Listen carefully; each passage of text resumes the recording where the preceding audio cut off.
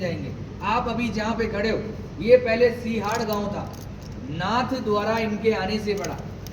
औरंगजेब का जब हमला हुआ, मथुरा वृंदावन गिरिराज जी वहां से ये पलायन करते करते इस गांव में आए।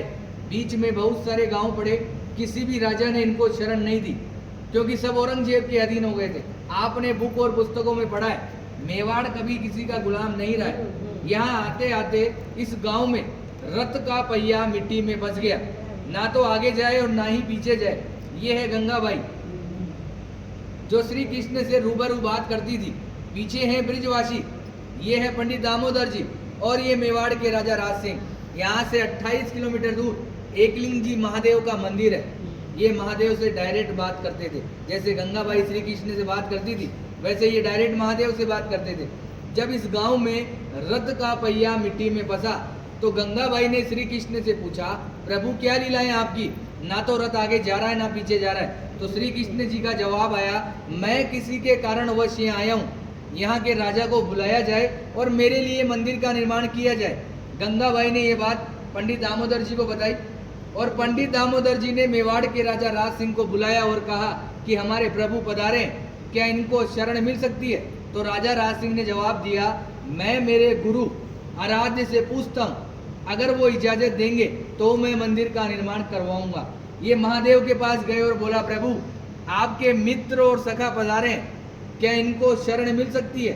तो भोलेनाथ ने एक सुंदर सा जवाब दिया, मेवाड़ की जनता अगर इसके नखरे उठा ले तो ही इसी को रोकना है, अन्यथा जाने देना है, क्योंकि ये अलग अलग श्रृंगार करता है, 8 समय की झांकियां लेता है और अलग अलग भोग लेता है। घूम फिर के ये बात गंगाबाई के पास आई, और गंगाबाई ने श्री कृष्ण को बताया, प्रभु आपके लिए तो महादेव ऐसा ऐसा बोल रहे हैं। तो इन्होंने भी एक सुंदर सा जवाब दिया कि वो है बोला, नाम से भी बोला है, काम से भी बोला है, उसको तो 2 रुपए की राख लगाकर बैठा दो तो बैठा रहेगा, मगर मेरे नखरे वो जानता है। मैं मेवाड़ की जनता को वचन देता हूँ, मैं यहाँ का जल भी ग्रहण नहीं करूँगा।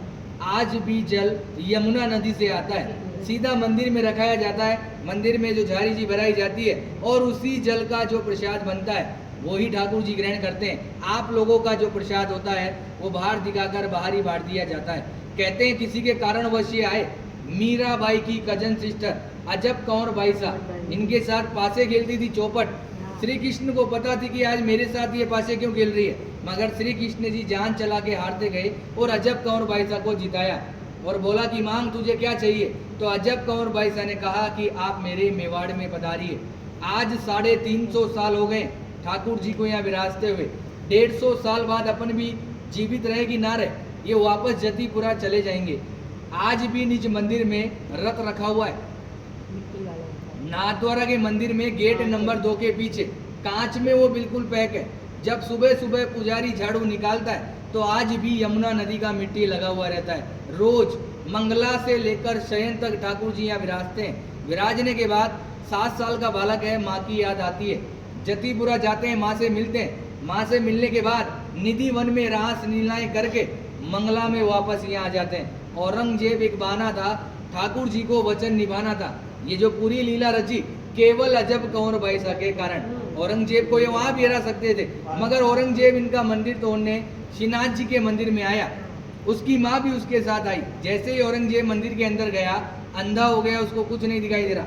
बाहर आके बोला, माँ मैं अंधा हो गया, मुझे कुछ नहीं दिखाई दे रहा। तो माँ ने कहा, बेटा ये है छलिया, छल करता है, मगर तूने मेरी बात नहीं मानी, अब तू इसके पैर पकड़ेगा तो ही ये तेरे को माफ करेगा। मगर औरंगजेब घमंडी था, वो वापस मंदिर के अंदर गया, थक हार के उसने ठाकुर जी से माफ़ी मांगी और ठाकुर जी ने उसको माफ़ किया। माफ़ करने के बाद ठाकुर जी ने उसकी आँख उसको वापस दी।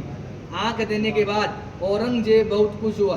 खुश होने के बाद जो कोहिनूर डायमंड हीरा जो ठूठी पे लगाया जाता है, वो औरंगजेब की माँ ने ही वेट किया था। आज भी होली के अगले दिन, दुलंडी के दिन बादशाह की सवारी निकाली जाती है। उसमें औरंगजेब का पूरा बाकायदा आदमी बनाया जाता है, उसको नाथ पूरे नाथद्वारा में जुलूस द्वारा निकाला जाता है। निकालने के बाद उसको मंदिर में ले जाया जाता है, और मंदिर में ले जाने के बाद पनिशमेंट के तौर पे मंदिर की सीढ़ियों को दाढ़ी से झाड़ू साफ करता है। ये कहानी रियल है और 150 साल तक होती रहेगी। उसके बाद यहाँ से ठाकुर जी वापस ब्रिज में चले जाएंगे। आपने हमेशा श्रीनाथ जी के दर्शन धक्का मुक्की टल्ला खाकर किए, मैंने भी किए, आपने भी किए, मगर यहाँ मैं आपको 8 दर्शन कराऊंगा मंगला से लेकर शयन तक ठाकुर जी क्या खाते हैं, क्या पहनते हैं, वो सब बताया जाएगा। उससे पहले आपको इस कमरे में जाना है। 252 वैष्णव की वार्ताएं शॉर्ट में दे रखी है, वो आपको पढ़नी है। पढ़ने के बाद 10 मिनट का टाइम है, आप आराम से मोबाइल द्वारा फोटो लीजिए, फिर अपन चलेंगे 8 दर्शन में। जय श्री कृष्ण।